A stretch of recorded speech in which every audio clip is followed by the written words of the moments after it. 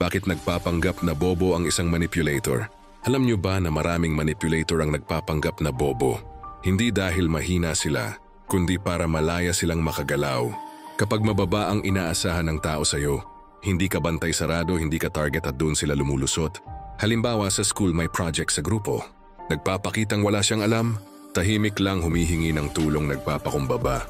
Ang tingin ng iba kawawa, pero sa likod nito, siya ang nagpapasya kung sino ang gagawa ng mahihirap na parte.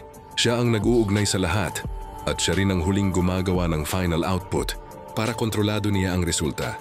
Bakit ito epektibo? Una, bumababa ang bantay ng teacher at classmates. Pangalawa, nagiging mas bukas ang tao tumulong at magbigay ng impormasyon. Pangatlo, kapag may issue, hindi agad siya napapagalitan dahil ang imahe niya ay simple at harmless.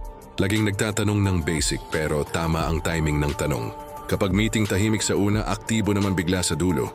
Habang sila naglalaro na ng kanilang mga galing, ikaw tahimik lang nagpapanggap na walang alam.